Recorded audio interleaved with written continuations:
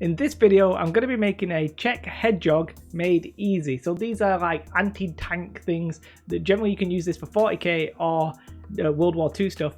But there's something I've got to fix first. I made this a couple of weeks ago. I didn't like it. Let's sort it out.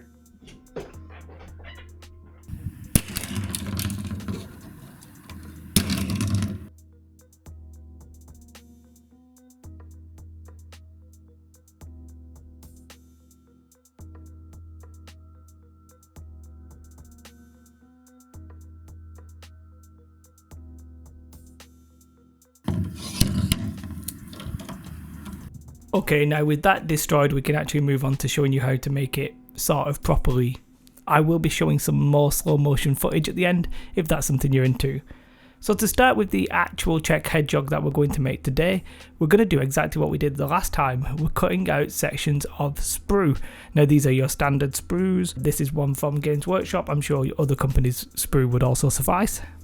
And the key difference from this one to the last one is actually the length of these sprues. On my previous one, I thought it would be wise to have two shorter ones and one longer one.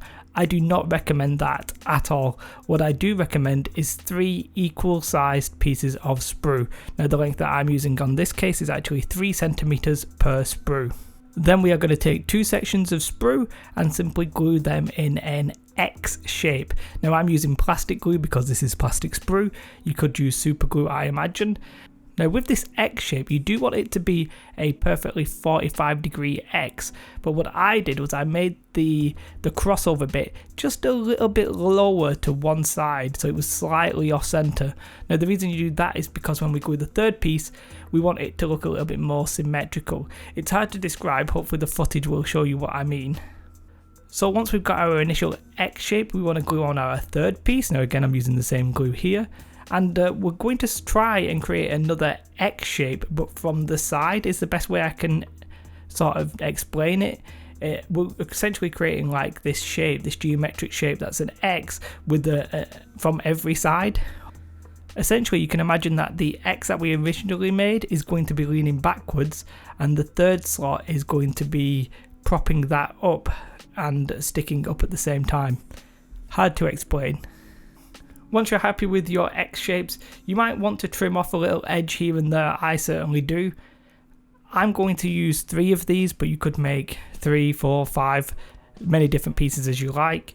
I'm going to use an EPVC plastic base because it's something that I have quite a lot of.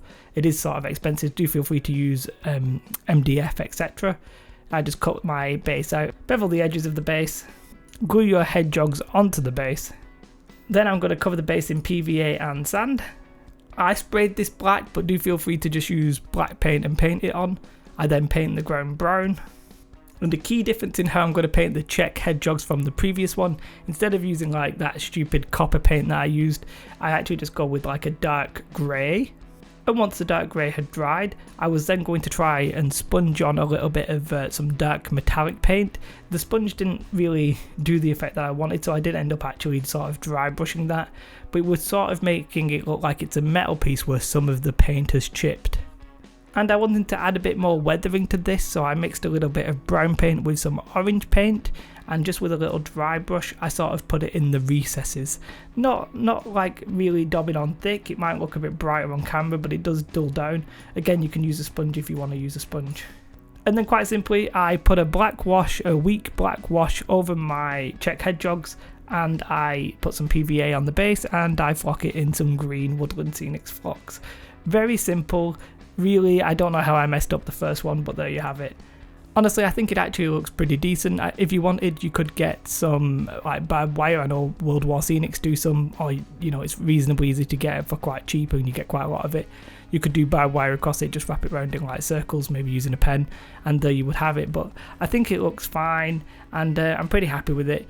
The moral of the story is, if you do something you don't like, it's not that much effort really to replace it and do better with it. On a secondary note on the channel, when I find something and I do something that I don't like, I will simply delay the video and make it when I'm ready.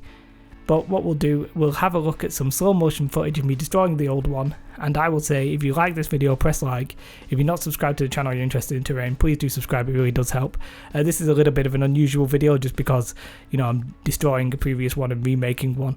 I do recommend that you go check out either the other 2 barricades from when I did the original video, or you check out my building video. Both of them quite decent, I think. Have a most beautiful day. Like and subscribe. Goodbye.